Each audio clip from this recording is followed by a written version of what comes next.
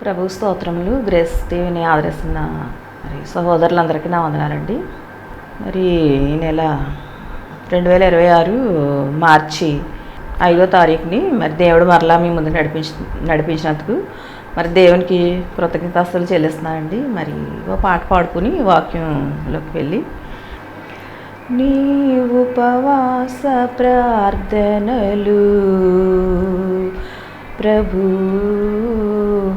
40 దినములు, నీ ఉపవాస ప్రార్థనలు ప్రభు 40 దినములు, నా కొరకు జన్మించి నా కొరకు మరణించి నన్ను రక్షించితివి, నా కొరకు జన్మించి నా కొరకు మరణించి నన్ను రక్షించితివి, నీ ఉపవాస ప్రార్థనలు ప్రభు 40 దినములు, నా వ్యాధి పోవుటకు స్వస్థత కలుగుటకు నన్ను బ్రతికించుటకు నీ ఉపవాస ప్రార్థన విలువైన ఔషధం, నీ ఉపవాస ప్రార్థనలు ప్రభు 40 దినములు, నా పాపం పోవుటకు పరిశుద్ధత కలుగుటకు నన్ను రక్షించుటకు నీ సిలువ మరణం బలమైన ఆయుధం, నీ ఉపవాస ప్రార్థనలు ప్రభు 40 దినములు. అంటే 40 దినాలు ఉపవాస ప్రార్థన జరుగుతున్నాయి. ఇప్పుడు ప్రభు ఉపవాసం ఉన్న దినాలు. కానీ ఆ ఆలోచనతో రాయాలో పాట అనుకుంటే ఇలా మరి నడిపించారు దేవుడు. మరి ఈ పాటను బట్టి ఎంతో సంతోషిస్తున్నానండి. పాట మరి ఎంతో మరి అది ఉపవాస ప్రార్థనల మీద ఎన్నో పాటలు ఉన్నాయి, సులువు పాటలు ఉన్నాయి. మరి దేవుడు అనేక విధాలుగా మనకి అవి మరి ఆ పదాలని సిద్ధపరుస్తారు మనకి. మరి పాటను బట్టి ఎంతో సంతోషించాను. మరి ఈరోజు ఈ విధంగా మరి గ్రేస్ ఛానల్ ద్వారా పాడడానికి కృపనిచ్చారండి. మరి 40 దినాలు ఆయన ఉపవాసం ఉండి ఎన్నో శ్రమలు భరించారు. మరి మన కొరకే ఆయన ఈ లోకంలో జన్మించడం, మరణించడం, రక్షణ సిద్ధపరిచారు. మరి ఆ రక్షణ ఎవరైతే మరి ఆయన నిజదేవుడని నమ్మి మరి హృదయంలో చేర్చుకుంటారో వాళ్ళకి ఆ రక్షణ సిద్ధపరుస్తారు ఆయన. మరి కడ వరకు కూడా ఆయనకి ఇష్టలుగా జీవించినప్పుడు మనం ఆ రక్షణలో సంతోషిస్తాం. మరి ఆ సంతోషాన్ని ఇతరులతో పంచుకుంటాం అన్నమాట. ఎన్నో మేలులు, స్వస్థతలు, మరి ఎన్నో అద్భుతాలు, ఆశ్చర్యకార్యాలు చేస్తారు మా జీవితంలో.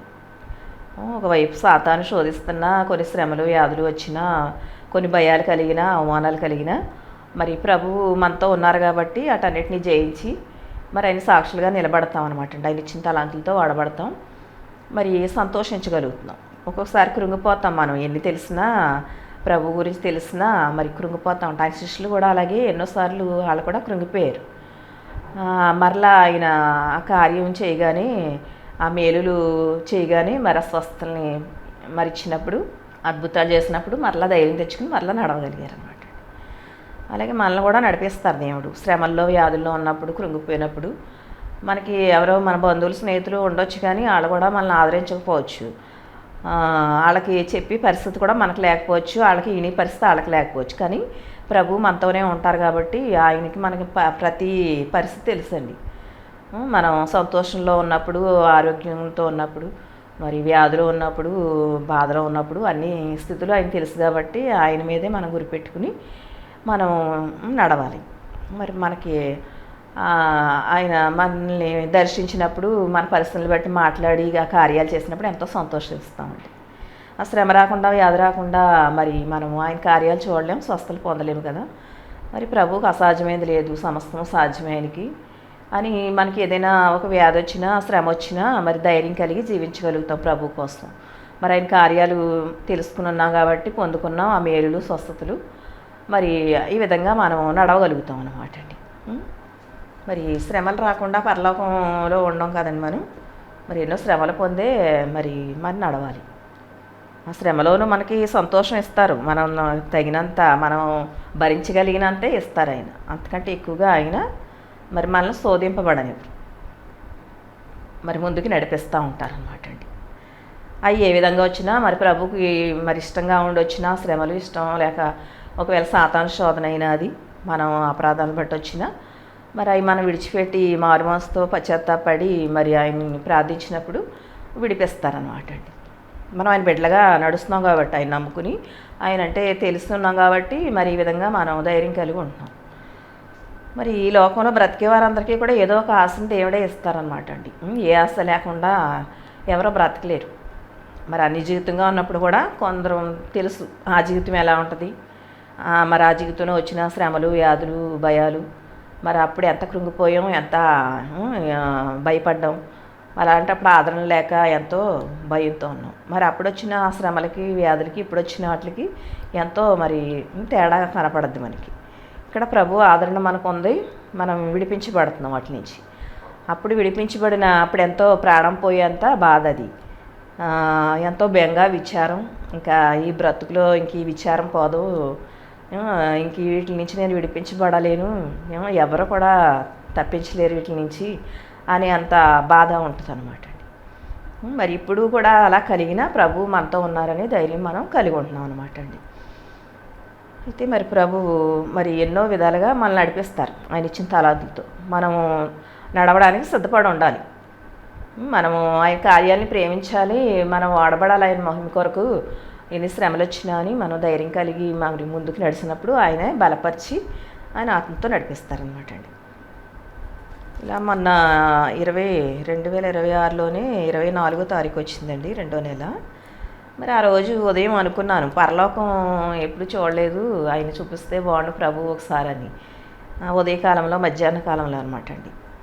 అయితే ఆయన అలా ప్రార్థించుకుంటా ఉన్నప్పుడు అప్పుడే మరి ఒక మేలిమి బంగారం కలర్లో కనపడిందండి పరలోకం.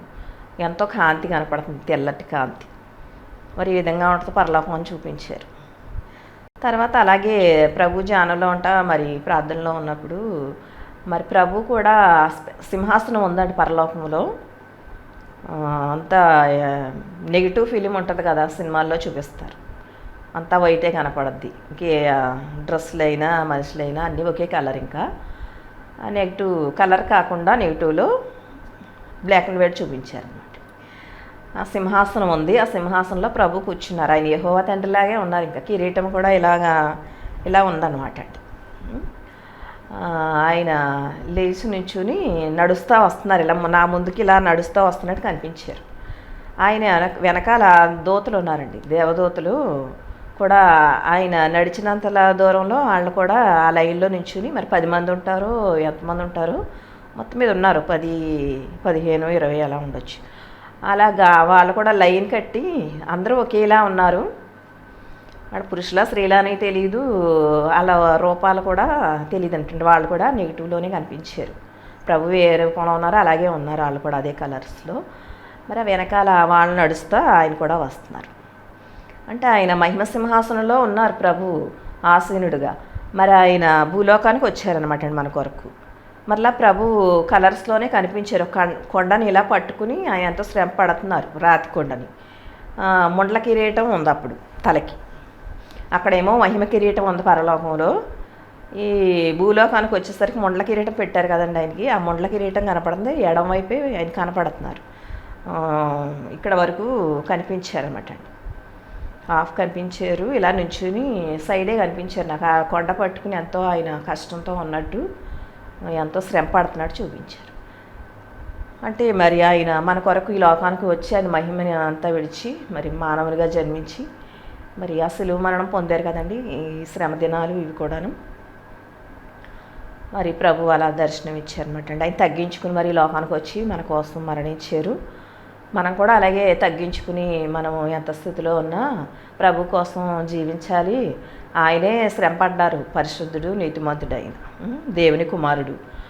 మరి ఆయన చిత్తాన్ని నెరవేర్చడానికి వచ్చారనమాట అండి. మరి ఆయన చుట్టూ ఆయనకి దూతలు ఉన్నారు, దూతలు ఆయనతో వస్తున్నారు. అలాగే మనతో కూడా దూతలు ఉంటారు. ప్రభు తండ్రి ఆ దూతలను ఎలా పంపారో యేసయ్యకి, అలాగే మనకు కూడా ఈ దూతలు కాపుదలు ఇస్తారు మనకి. ఎక్కడున్నా ఏ పనికి వెళ్ళినా ప్రయాణంలో ఉన్నా మరి మనం ఎలా ఉన్నా మరి ఆయన దూతలు కాపుదలు ఉంటుంది అనమాట. అలా మరి దర్శనం ఇచ్చినప్పుడు ఎంతో సంతోషించాను నేను. అసలు ఆయన అలా దర్శనం ఇస్తారు అనుకోలేదన్నమాట అండి. నేను పరలోకమే ఎలా ఉంటుందా అని చూడాలనుకున్నాను. దేవుడు ఇంత దర్శనం మరి చూపించారు. మరి ఆయన కృపలోనే మనము ఆదరించబడుతున్నాము, నడిపించబడుతున్నాం అండి. మన గొప్ప ఏమీ లేదు. మరి ఇంత సంతోషం మనకి ఇచ్చి బలపరుస్తారు అనమాట అండి. ఆయనకి తెలియంది ఏమీ లేదు. మనం ఆయన గురించి ఒక ఆశ కలిగి ఉన్నప్పుడు, అది మంచిదైనప్పుడు ఆయన అది మనకి నెరవేరుస్తారనమాట అండి. మరి ఇంతగా దేవుడు బలపరుస్తున్నారు. మరి దేవుడు ఈ సాక్ష్యాన్ని కూడా మరి దీవించాలని కోరుకుంటున్నాను. అలాగే మరి నేను అసలు ఎప్పుడో చనిపోవాల్సిందానండి. ఈ క్యాన్సర్ వ్యాధి మరి డాక్టర్లు పరీక్ష చేసి చెప్పలేదు, కానీ మరి దేవుడే మాట్లాడారు, చనిపోవాల్సినవే, నేను బ్రతికిస్తున్నాను, సాక్షిగా వాడబడాలని. ఎంతో బాధ, చెయ్యి లాగేయడం, కుడి చెయ్యి ఇదంతా నొప్పి, ఉప్పు కారం తీపి పడేది కదనమాట. టీ కూడా తాగలేకపోయేదాన్ని, అసలు పంచదార పడేది కాదు, షుగరు తీపి. మరి అంత పరిస్థితిలో దేవుడు వైద్యులు లేకపోయినా స్వస్థపరిచి అన్నీ తినగలిగేలా చేస్తున్నారనమాట అండి. అంత స్వస్థతను ఇచ్చారు నాకు దేవుడు. మరి ఆయన బిడ్డగా నడవబట్టే కదా. మరి ఆయన్ని విడిచిపెట్టేస్తే ఈ స్వస్థత ఉంటుందా మనకి? నమ్ముకోవాలి, మరి ఇష్టంగా నడవాలి మనం. ఆయనకి ఇష్టంగా మన పరిశుద్ధత కలిగి, నీతి కలిగి, మరి ఆయనకి ఇష్టంగా ఉన్నప్పుడు ఆయనే స్వస్థపరిచి ముందుకు నడిపిస్తారనమాట అండి. మరి అయితే ఇలా ఒకసారి డాక్టర్లు కూడా పరీక్ష చూసినట్టు శుభ్రంగా తిండి తినాలి అని చెప్పారనమాట. కళ్ళలోనే దర్శనం చూపించారు దేవుడు ఒంట్లో బాగోనప్పుడు. మరి అయినా కూడా ఎంతకాలం బ్రతుకో అమ్మ, నువ్వు శుభ్రంగా తిండి తినాలి అని చెప్పారు.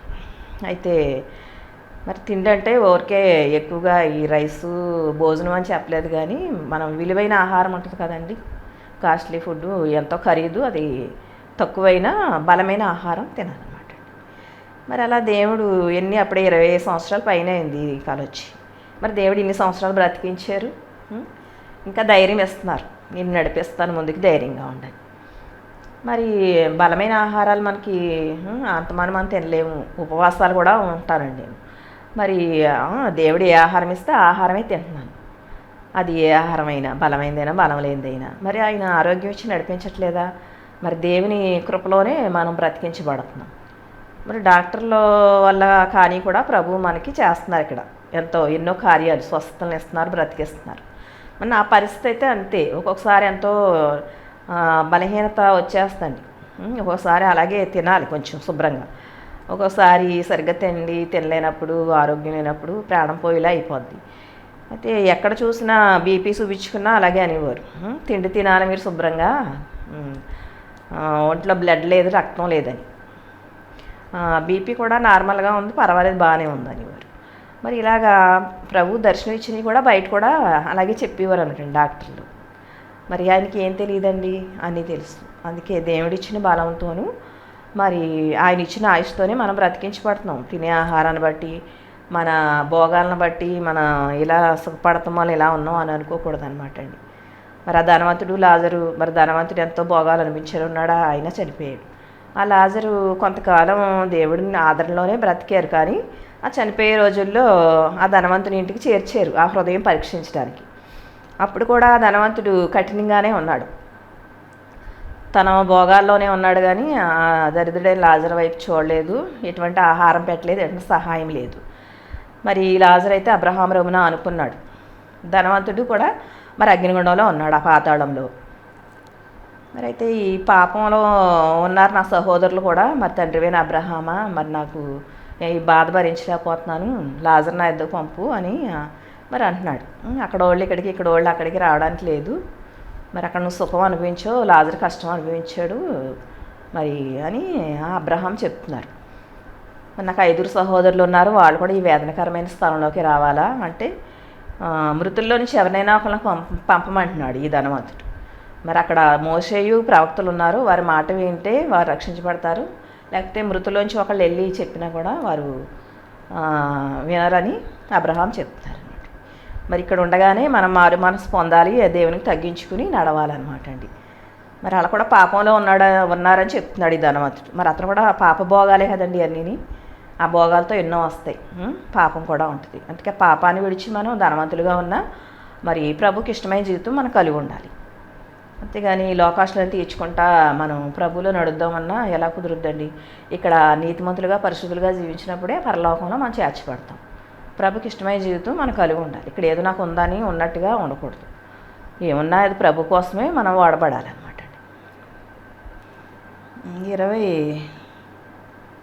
29వ వచనం చదువుతున్నానండి. నీ కుడికన్ను నిన్ను అభ్యంతర పరిచిన ఎడల దాని పెరికి నీ వద్ద నుండి పారవేయము. నీ దేహమంతయు నరకంలో పడవేయబడుటకుండా నీ అవయములో ఒకటి నశించుట నీకు ప్రయోజనము కదా అంటున్నారే.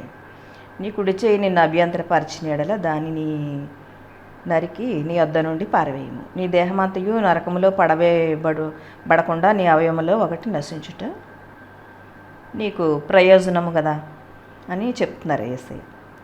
అంతే కదండి. మరి మన మన నీ కుడికన్ను నిన్ను అభ్యంతరపరిచినాడు. మరి అభ్యంతరాలు అంటే మరి మనకున్న స్థితిగతులను బట్టి కొన్ని అభ్యంతరాలు వస్తాయి కదండి. మరి దేవునికి ఇష్టం లేని అన్ని అభ్యంతరాలతో సమానం అనమాట. దేవునికి ఇష్టంగా మనం జీవించాలి. దేవుని విషయాల్లో, దేవుని కార్యాల్లో మనం అభ్యంతర పడకూడదు. ఆయన ఇది చేయమన్నప్పుడు చేయాలన్నమాట. అది మనం ఒప్పుకోకపోతే అది అభ్యంతర పడినట్టు. మరి ఆయన ఈ కుడి చెయ్యి నీ కుడికన్ను అభ్యంతర పడితే దాన్ని తీసి పారవేయమంటున్నారు. మరి దేహమునకు దీపము కన్నే కనుక నీ కన్ను తేటగా ఉంటే నీ దేహమంతయు తేటగా వెలుగుమయమై ఉంటుంది. నీ కన్ను చెడిందైతే నీ దేహమంతయు చీకటిమయమై ఉంటుంది అంటున్నారు. నీలో నుండి వెలుగు చీకటి కాకుండా చూసుకోమంటున్నారు. అది నీలో నుండి వెలుగు చీకటి అయితే అది ఎంతో గొప్పది అన్నారు. ఆ వాక్యం చదవాలన్నారు. అది ఎందులోనూ చదివాను కానీ గుర్తులేదు. ఇది ఇచ్చారండి దేవుడు నిజంగా. ఇది కూడా చదవచ్చు, కాకపోతే ఆ దేవుడి నడిపింపు అలాగే ఉంటుంది. మరి అలాగే మనం కుడికన్ను అంటే మరి మంచి వైపు కుడి వైపు అంటారు కదండి. మరి దేహంలో అవయవాన్ని బట్టి అంటలేదు కానీ ఆయన మరి చెడ్డ కార్యాలు మరి ఎడమ వైపుతో పోల్చారు. కుడివైపునే మంచిది పోల్చారనమాట. మరి కుడి చేయి అయినా కుడికన్ను అయినా మరి అది నిన్ను అభ్యంతర పరిచినాడా దాన్ని పెరికి వేయమంటున్నారు. మరి మంచి పనులు చేయడానికి మనం అభ్యంతరంగా ఉండకూడదు అనమాట అండి. మరి ఇది మంచిదైనప్పుడు మంచిది చెయ్యాలి. మనం ఆ మంచిదాని గురించి అభ్యంతర పడితే అది మంచిదైనా చెడ్డదా అవుద్ది అనమాట. అంటే దాన్ని పెరికి వేయమంటున్నారు. మంచి దాంట్లో చెడు అనేది అయితే ఉండకూడదు అంటున్నారు అనమాట అండి. ఒక కన్ను అయినా ఒక కుడి కన్ను కుడి చెయ్యి మరి ఇలాగా దేవుడు ఎన్నో మరి ఉపమాన రీతిలుగా చెప్తారు మనకి. మరి తేటగా ఉండడం అంటే మన కన్ను వెలుగిచ్చారు, వెలుగులో ఉండాలి కదండి. మనం చీకట్లో మనం బ్రతకలేము. అలాగే మరి దేహానికి దీపం కన్నే, మరి ఆ కన్ను తేటగా ఉండాలి. మరి మనం పాపంలో ఉండకూడదు అంటున్నారు. ఈ చీకట్లో ఉంటే మరి అది ఎంతో గొప్పది అంటున్నారు. మరి గొప్ప అంటే దేవుల్లో గొప్ప, అది నీతి పరిశుద్ధిలో గొప్ప అంటలేదు ఆయన. అది మనం మరి చెడైనా ఏదైనా మనలో ఏది ఎక్కువగా ఉంటే అదే గొప్పగా కనపడుతుంది. అదనమాట అండి. నీతిని పరిశుద్ధతని మనం గొప్పగా చూపించాలి, మంచితనాన్ని, దేవుని ప్రేమని. కానీ చెడు క్రియల్ని గొప్పగా చూపించకూడదు. ఆ గొప్ప ఎంతవరకు ఉంటుంది? మనకి కీడు రానించేపు, మరణం రానించేపు ఉంటుంది. మరి ఈ చీకటి క్రియలన్నీ చివరికి ముందు బాగానే ఉంటాయి కానీ చివరికి వెళ్ళేది మరణానికి. మరి నీతిగా పరిశుద్ధులుగా జీవించడం కష్టమే కానీ అది జీవానికి వెళ్తుంది అనమాట అండి. మరి ఆ జీవాన్ని కోరుకోవాలి. మరి మరణానికి భయపడతాం అందరం. మరణానికి అంటే ముందు పాపానికి భయపడాలి. పాపం వల్లే కదా మరణం వస్తుంది. మరి ఇక్కడ ఒకవేళ శ్రమలు పొందినా మరి మరణించిన పరలోకంలో చేర్చబడి అక్కడ సేద తీర్చబడతామండి. అక్కడ రక్షించబడతాం మనం. మరి ఇక్కడ భోగాలన్నీ అనుభవించి మరణించినా అక్కడ అగ్నిలో ఉన్నప్పుడు మనకేమీ రక్షణ ఉంటుందండి. మరి ఇది కొంతకాలం ఏ జీవితం, శాశ్వతంగా ఉండేది పరలోకంలో. అందుకే మనము నీతిమంతులుగా మనం పరిశుద్ధులుగా ఉండాలి, జీవించాలి. వ్యక్తిని ఇలా పరలోకం వెళ్ళడం చూశాను నేను. ఒక మనిషిని నేను ఎరుగుదును, మృతుల్లోంచి లేచి వెళ్ళారు ఆయన ప్రభునందు మృతి చెంది. మరి ఇలాగే అప్పుడు కూడా ఇలా వాకింగ్ చెప్పడానికి వస్తుంటే యోహాను అని స్వరం వినిపించారు. అది చెప్పలేదు నేను. మరి అయితే తర్వాత కూడా ఎన్నోసార్లు ఆ స్వరం వినపడిందండి నాకు. ఇక్కడి నుంచి వెళ్ళిన తర్వాత కూడా ఎన్నోసార్లు వినిపించింది. యోహాన్ అంటే ఇద్దరు ఉన్నారు కదా, ఈ దర్శన గ్రంథం రాశారు కదా, ప్రకటన గ్రంథం. ఆ యోహాను మరి బాప్తిస్మం ఇచ్చే యోహాను, యేసయ్య కంటే ముందుగా వచ్చారు కదా ఆయన వెలుగును సాక్ష్యం ఇవ్వడానికి. మరి ఆ యోహాన్ అని మరి తెలియపరిచారు. కొంతమంది సేవకులు కూడా వాక్యం చెప్తున్నప్పుడు దేవుడు బలపరిచారు విశ్వాసంలో. ఈ బాప్తిస్మం ఇచ్చి యోహాను అని మరి తెలియపరుస్తున్నారు. మరి సైఫోను యోహాను ఇద్దరు కూడా చివరి అక్షరాలు కలిసినాయి, నువ్వు అనే అక్షరం. మరి ఒకవేళ సైఫైనైనా అవ్వచ్చు, యోహాన్ అయినా అవ్వచ్చు అనమాట అండి. మరి యోహాన్ కూడా ఎంతో నీతిమంతుడు కదా, ఆయన కూడా మరి ప్రభు కోసం బ్రతికారు, హతసాక్షి అయిపోయారు, ఆయన కూడా మరణించారు. మరి ఇలాగా దేవుడు తెలియపరిచారనమాట అండి యోహాన్ అని. మరి ఇలాగా దేవుడు ఎన్నో కార్యాలు మనకి చేస్తూ ఉంటారనమాట. మరి సేవకుల గురించి మాట్లాడతారు, మన గురించి మాట్లాడతారు, మనం చేసే బోధన గురించి కూడా తెలియపరుస్తారు. అడిగినప్పుడు అన్నీ మనం తెలుసుకోగలుగుతాం అన్నమాట అండి. ప్రభుకి తెలియంది అసాధ్యమైనది ఏమీ లేదు. మరి ఇలా నన్ను కూడా బ్రతికించబట్టే ఇలా నేను నడవగలుగుతున్నానండి. నా బలము నా తెలివి ఏమీ లేదు అసలు. చనిపోవాల్సిందని ఎంత వైద్యం చేసినా కూడా చనిపోవాల్సిన దాన్ని నేను అసలు. మరి వైద్యం లేకుండా దేవుడు తగ్గించారు. ఇప్పుడు కూడా హాస్పిటల్కి వెళ్ళమని స్వరం పడుతుంది. అప్పట్లో కూడా వినిపించేది స్కానింగ్లు తీయించుకోమన్నది, నేను ఇంక వెళ్ళలేదన్నమాట అండి. ఒకసారి వెళ్ళినప్పుడు గవర్నమెంట్ హాస్పిటల్కి ఇలాగా చెస్ట్లో కుడివైపున లోన్ టోన్స్ ఉందంటే అది ఆపరేషన్ చేసి తీసేస్తున్నాం అన్నారు. నాకు భయం వేసి నేను ఇంకా పరీక్ష కూడా చేయించుకోలేదండి. మరి దేవుడు తగ్గించేస్తారు లేదు ఇప్పుడు. మరి అలాగే దేవుడికి అసాధ్యమైంది లేదు ప్రభుకి. మనం ఆయన మీద భారం వేసుకున్నప్పుడు ఆయనే తగ్గింతారు. ఇప్పుడైనా ఎన్నో బలహీనతలు ఉన్నా మరి ఆయన ధైర్యం ఇచ్చి ముందుకు నడిపిస్తున్నారనమాట అండి. మరి నేను కూడా ఈ బకెట్తో నీళ్లు బిందుతో నీళ్లు మోసుకొని మెట్లు ఎక్కి, పని ఉన్న రూము బాగానే ఉంటుంది కానీ గదులు 2వ అంతస్తు నీళ్ళు లేవన్నమాట అండి. ఆ బిందుతో మోసుకొని మెట్లు ఏమి ఎత్తుగా ఉంటాయి, చాలా ఎత్తు, కొండెక్కినట్టు ఉంటుంది అది. నడవడానికే భయపడతారు చాలామంది ఎలా ఎక్కుతున్నారని. మరి దాని గురించి ఎడంకాలు ఈ చేతితో అలవాటు అండి నాకు నీళ్లు మొయ్యడం. ఎడం చేయి పనులండి నాకు ఎక్కువ. తర్వాత నేర్చుకున్నాను కొన్ని కుడి చేతితో.